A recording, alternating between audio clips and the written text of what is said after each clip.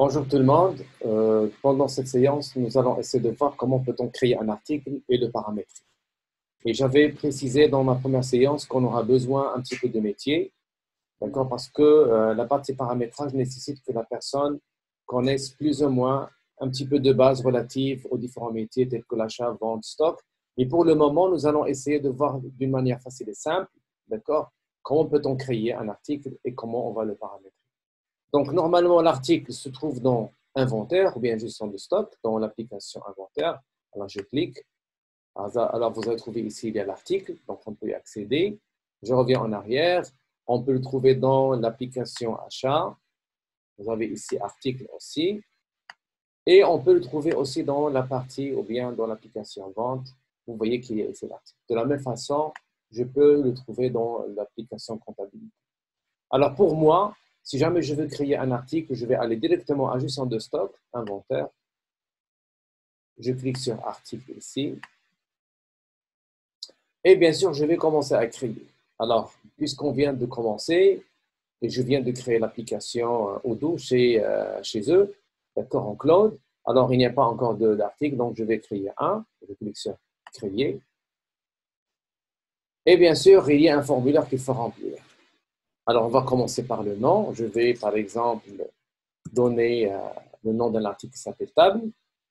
Alors, la table, normalement, ce que je vais faire, je vais acheter la table à partir d'un fournisseur et je vais la vendre. Et bien sûr, je vais la stocker. Donc, ici, vous avez que la table peut être vendue, c'est-à-dire je peux la vendre et je peux l'acheter. Possible que je peux enlever, peut être vendue, c'est-à-dire que je vais l'acheter et je vais la consommer en interne. Et si je vais faire comme ça, c'est-à-dire que je vais la vendre mais je ne vais pas l'acheter, alors comment je vais avoir, bien sûr, l'existence de la table chez moi? Je vais la produire. Donc, pour le moment, on va sélectionner les deux. C'est-à-dire que la table, je vais l'acheter et je vais la vendre. Alors, vous avez un certain ensemble d'onglets ici. Donc, il y a des rubriques, bien sûr, à passer. Donc, vous avez ici information générale. On va remplir ça, on va voir ensemble. Vous avez vente. On va essayer de voir le politique de facturation. Il y a côté achat, il y a côté inventaire, il y a côté la comptabilité. Bien sûr, les ERP, ils ont une particularité, c'est que si jamais vous allez encore installer un autre module, et si ce module il est en relation avec l'article, vous allez voir ici l'apparition du nom de module que vous venez bien sûr d'installer. Alors, je commence par l'information générale. Vous avez ici type d'article. Alors, je vais sélectionner. Vous avez soit un type article stockable, ou bien un article service, ou bien un article type consommable. Alors, je vais expliquer ce que veut dire consommable. Alors, un article type consommable veut dire un article que je vais acheter et que je vais consommer en interne. Je donne un exemple. Vous avez acheté des rames de papier, des stylos, par exemple le tonnerre ou bien de l'encre. Alors, tout ça, ce sont des articles qu'on va consommer au sein de l'entreprise. Alors, il faut dire à Odoo, d'accord, que l'article est de type consommable. Et le fait de dire consommable, vous allez voir qu'il y a des choses ici qui disparaissent. Alors, je vais le retourner vers type consommable, article consommable. Alors, article consommable, il y a l'achat, il y a la disponibilité, prévision, ainsi de suite. D'accord? Donc, le fait de définir ou bien de changer le type d'article, côté ERP, il y aura des choses qui vont être changées en arrière-plan. Donc, il faut être très attentif de savoir quel est le type d'article. Bien sûr, selon ce que vous avez au sein de votre entreprise. Type service. Alors, type service veut dire que c'est un article qui n'est pas tangible, un produit qui n'est pas touchable, qui n'est pas physique. Je donne un exemple, l'assurance, d'accord, ou bien le loyer, d'accord. Donc, ce sont des articles mais qui n'ont pas de forme. Donc, on va les appeler des services, des articles type service. Je peux aussi donner un exemple de conseil. Alors, vous m'avez installé, vous m'avez réparé la machine. Alors, vous ne m'avez pas donné de l'article, mais vous m'avez rendu un service. Donc, on peut choisir ici service. Donc, dans Odoo, il y a 3. Article stockable, c'est ce qu'on va faire toujours. On va acheter, on va stocker, on va vendre. Type service, comme l'assurance, transport, ainsi de suite. Articles consommables sont les articles qu'on va acheter et qu'on va consommer au sein de l'entreprise. Catégorie. Alors, vous avez ici des catégories. Donc, il y a le all, c'est la catégorie mère, d'accord? C'est la première catégorie. Alors, si vous voulez, par exemple, créer vos propres catégories, je vais le faire maintenant. Je vais supprimer all et je vais, par exemple, faire table avec S, d'accord? Bien les tables. Les tables, d'accord? C'est-à-dire que j'ai j'ai une catégorie qui s'appelle les tables. Et je clique ici sur créer. Alors avec Odoo, c'est très facile. Donc vous écrivez ce que vous voulez et tu vas cliquer sur créer les tables, il va être créé. Et si tu veux créer et éditer ce que vous avez fait, il faut faire créer un modifié. D'accord? Supposons que vous avez cliqué sur créer et tu veux éditer, alors tu peux venir ici en appuyant sur ce bouton et vous pouvez avoir l'accès à éditer, bien sûr, cette catégorie d'articles les tables. Alors je clique, voici la catégorie les tables. Donc ici, je peux spécifier la catégorie mère, je peux mettre all, si vous voulez, sinon je vais la laisser. Vous avez bien sûr ici d'autres choses à paramétrer qu'on va voir bien sûr pendant les vidéos qui vont venir. Donc ça, c'est le paramétrage un petit peu avancé. J'annule, d'accord? Alors, maintenant, je suis dans la référence interne. Alors, quand vous voyez, il y a les cases ou bien les champs où ces barres ils sont fines, d'accord? Et il y a les champs où les barres ils sont un petit peu foncées. Donc, foncé veut dire obligatoire. Là où vous trouvez foncé, c'est obligatoire. Ici, la barre ici, elle est très fine, comme vous voyez, donc ce n'est pas obligatoire. Alors, la référence interne, vous pouvez mettre n'importe quelle référence. Alors, je vous conseille de mettre la référence de ce produit chez le fournisseur, c'est-à-dire le fournisseur, comment il le nomme. Ou bien que tu peux mettre ce que vous voulez. Alors, seulement, je vous conseille. Le code barre, donc code barre européen 13 digits, donc il y a un module qui fait ça, on va le voir après si on a le temps, bien sûr. Prix de vente, alors je vais mettre ici, je vais vendre à 200 dirhams la table. La taxe, alors ce n'est pas exonéré, mais je vais mettre ici la taxe TVA 20%. Alors vous voyez que ces taxes existent, ce sont les taxes de la compta marocaine. Alors le fait qu'on a, durant la deuxième vidéo, lorsqu'on a fait l'installation, on a choisi Maroc durant l'installation, et automatiquement, lorsque vous allez installer le module de la compta, il va vous installer bien sûr toutes les classes, avec tous les taxes et les journaux, ainsi de suite, automatiquement. D'accord? Alors je vais mettre 20% et le coût, je vais mettre 150 dirhams. Voilà, ça c'est relatif à information générale. Je clique sur vente. Alors ici, dans les ERP, lorsqu'on va paramétrer, on va paramétrer l'article relatif à les différents modules qui sont installés, aux différentes applications de gestion qui sont déjà installées. Ici, il te dit côté facturation. Alors, quand est-ce que votre application ou bien votre ERP, il va vous aider ou bien il va vous laisser à générer, à créer l'application, la facture pour le client. Est-ce qu'une fois vous avez validé la livraison, d'accord, vous avez livré le client, une fois j'ai livré le client, je peux créer la facture, ou bien qu'une fois vous avez validé la commande, le client te demande quelque chose, tu vas dire OK, tu vas dire à l'ERP OK, je vais lui vendre, et tu n'as pas encore livré.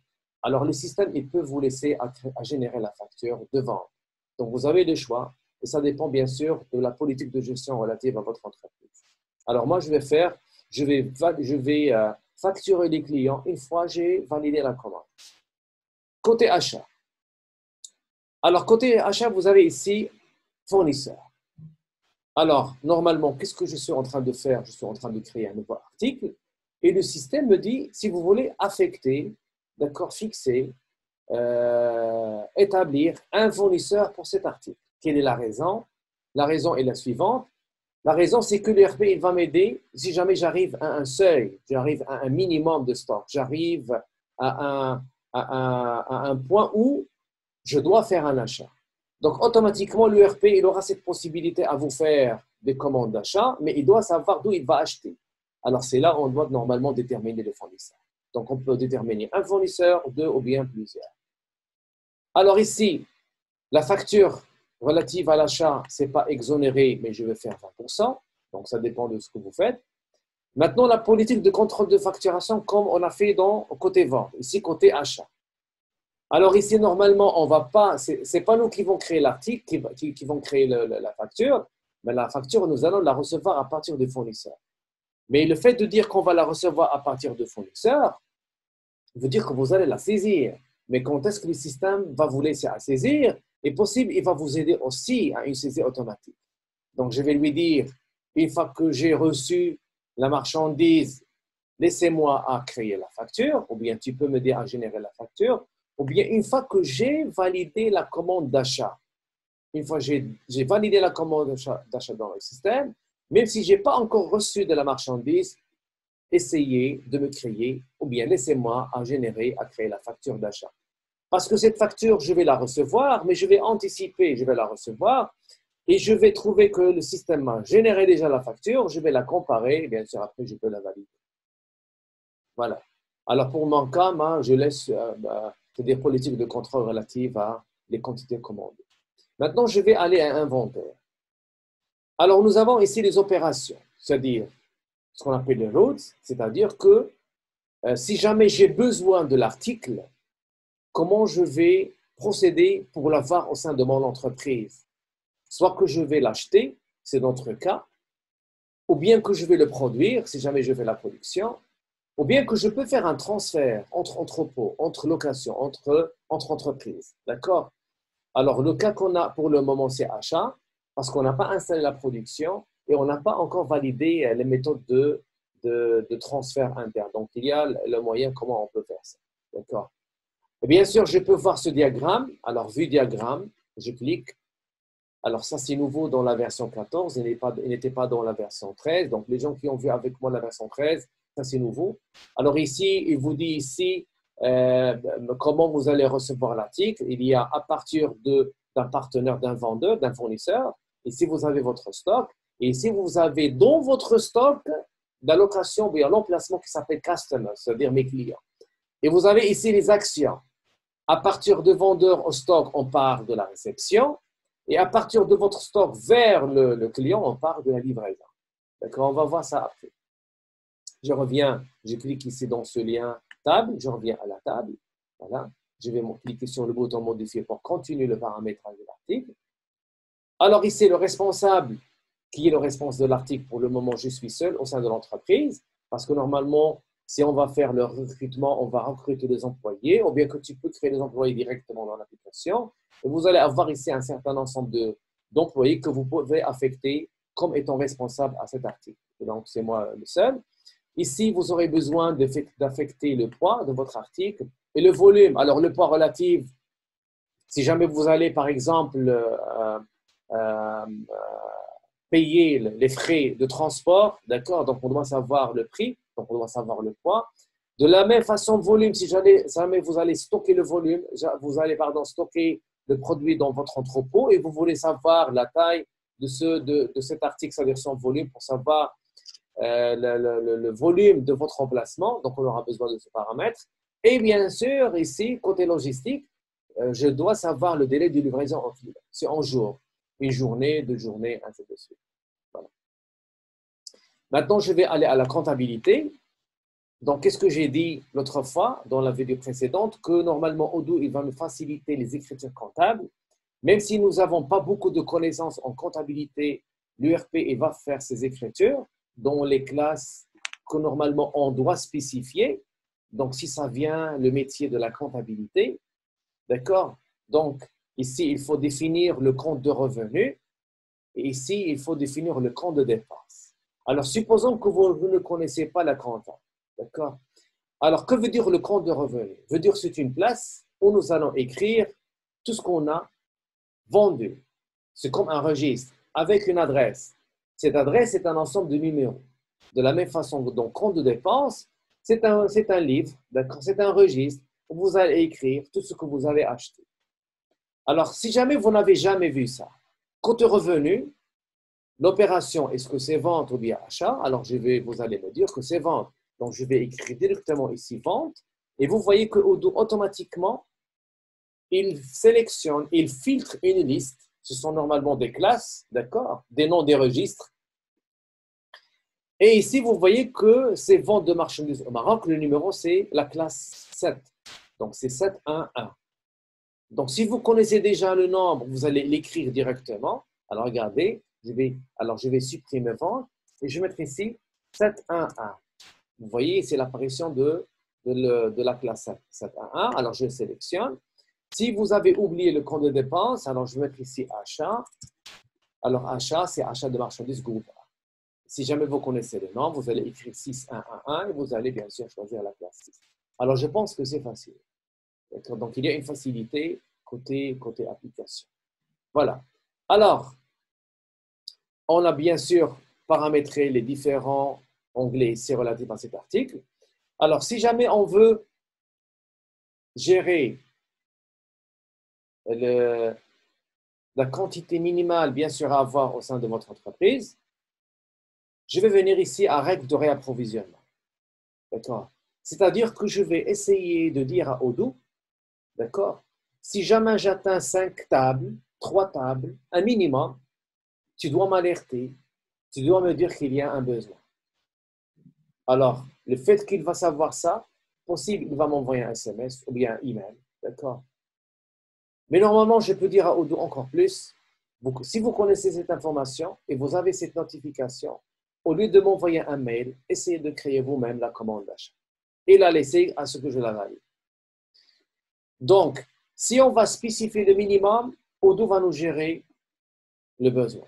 Si on ne va pas spécifier le minimum, Odoo ne va pas gérer, vous allez le gérer de manière manuelle. C'est-à-dire que vous allez vous-même aller chercher le minimum que vous avez, combien vous avez dans le stock, et vous allez dire est-ce que je vais acheter ou non.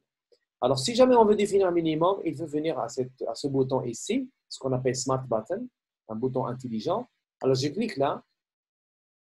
Vous allez avoir ici une liste, d'accord? Je vais créer, et comme vous voyez là, ce qu'on appelle règle de réapprovisionnement. D'accord? Règle de réapprovisionnement. D'accord? C'est-à-dire quand est-ce que je vais m'approvisionner? C'est qui le déclencheur? Alors, le déclencheur, je vais mettre ici le minimum, c'est 5 et le maximum, c'est 20. D'accord?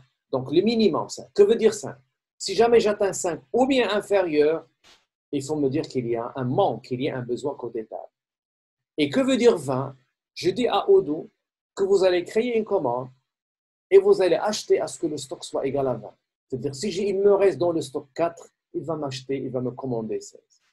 Et la multiple ici, la quantité multiple là, c'est-à-dire je vais acheter par le pas de 1. C'est-à-dire je vais faire 1, 2, 3, 4. Donc, il y a le pas de 1. Voilà. Et je vais sauvegarder. C'est clair, je vais sauvegarder. Je vais revenir ici à la table et vous allez voir ici que le min devient 5 et le max devient 20. Voilà. Alors maintenant, j'ai créé l'article. Je vais cliquer ici sur article pour voir la liste. D'accord? Alors, vous voyez ici une liste qu'il y a table. Si jamais tu veux déterminer une image, alors je clique sur table. Je vais faire modifier. Alors, j'ai déjà téléchargé une table. Tu cliques sur ce bouton-là. Alors, il y a la table ici. Donc, j'ai déjà téléchargé à partir d'Internet une table. Et vous voyez donc l'image de la table qui apparaît là. Si tu cliques là, tu peux la supprimer. Tu peux éditer pour changer si jamais vous voulez encore changer la table. Alors, je vais sauvegarder et je reviens à la liste des tables. Normalement, il faut faire refresh. Normalement, ça doit apparaître ici. Voilà. Alors, vous voyez qu'il y a la table. Alors, ça, c'est ce qu'on appelle vue Kanban. Donc, il y a ici différentes manières comment on veut visualiser les listes. Donc, il y a vue liste. Alors, regarde, vue Kanban et vue liste. Alors, si je clique sur vue liste, vous allez avoir ici un petit peu de détails relatifs à l'article. Voilà. Alors, il y a ici une manipulation relative à ces barres. On va les voir après. Mais aujourd'hui, j'ai voulu seulement vous montrer comment il est vraiment très facile à ce qu'on crée un article et on arrive à le paramétrer. Et je dis bien qu'on a utilisé que les notions de base relatives à l'achat et vente stock et la comptabilité. Il y a encore le paramétrage avancé. On va essayer de le voir, bien sûr, dans d'autres vidéos. Merci pour votre attention.